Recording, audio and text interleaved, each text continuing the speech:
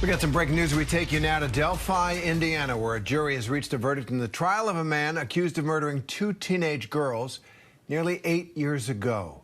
You may remember this case. This is the trial of Richard Allen, who pled not guilty to the murder of two teenage girls.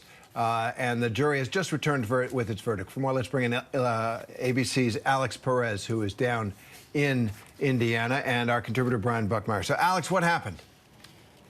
Well, Terry, all this information just fresh. We understand the jury has found 52-year-old Richard Allen guilty on all charges. He faced 4 charges, 2 counts of murder and 2 counts of murder while attempting to commit a kidnapping. Of course, we know he was charged with the murders of Libby and Abby back in 2017. They had gone for a hike on the Menonhai Trail here in Delphi. They disappeared.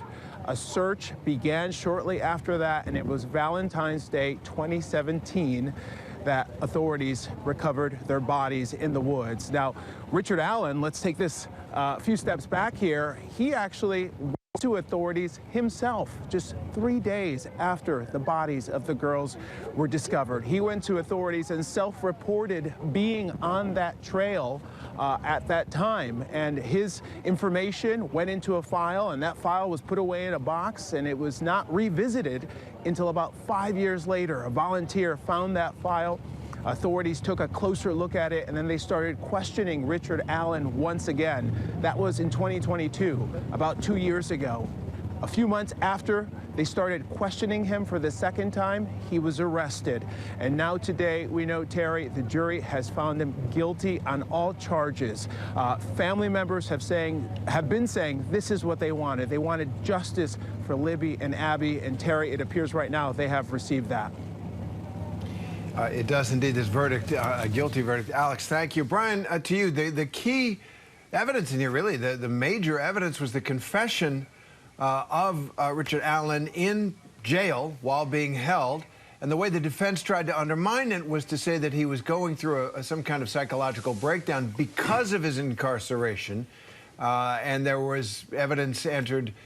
There was testimony in the trial that he was banging his head against the wall, that he was eating his own feces, demonstrations of his fragile psychological state, and so that you couldn't rely on the confession. Tell us about how that defense might work. Obviously, the jury didn't buy it, and came back with this guilty verdict.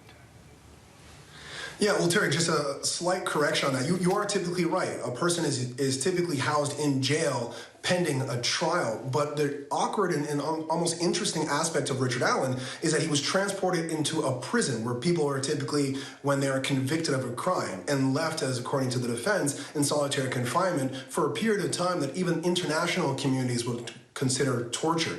And so the difference of housing, where he is, what you've outlined in terms of his psychiatric deterioration, as the defense had put forward, they're making the argument that this was a false confession.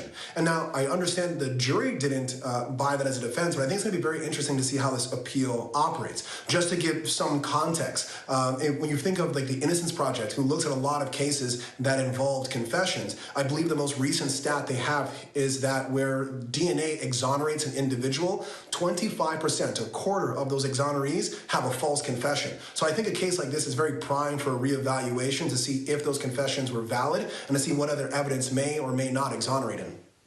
Right. Thank you very much for that, Brian. And Alex, what happens next? What's the potential sentence here, and what's the process going forward? Well, Terry, he was found guilty on all 4 charges, so that means he's facing possibly 130 years behind bars. His sentencing will be in December, Terry, here at the Carroll County Courthouse. He remains in custody. He was taken away from the courtroom in handcuffs. Terry, there were a number of people who had gathered here outside the courthouse. There's limited seating inside, and when word got out that the verdict was guilty on all charges, some people started screaming, yelling, clapping, applauding. Obviously, they were happy with the verdict. And then there was another smaller group of people who was here to support Richard Allen, and they were holding signs in his defense and trying to support him while they were here. To give you a better understanding of how we ended up here, Terry, this trial had 17 days of testimony. They started deliberating on Thursday of last week. They came in even on Saturday. They were here from 9 a.m. till 2:30. Roughly 20 hours of deliberating here at the courthouse. And this jury, Terry, is not from Carroll County, where we are. They're actually from Allen County, which is where Fort Wayne is located. That decision to pick jurors from a different county came months ago, as they were trying to sort of hammer out all the legal the specifics of this case, because everyone here in Delphi is very familiar with this. Everyone was involved. Everyone here has taken this case to heart. Terry, there have been people who helped in the search, people who have made signs, people who wear T-shirts. This entire area has been behind Libby and Abby since 2017, and now there's a decision in this case. Terry? And it looks like it is closure, but as Brian pointed out, there are grounds for an appeal. Alex Perez, Brian Buckmeyer, thanks very much.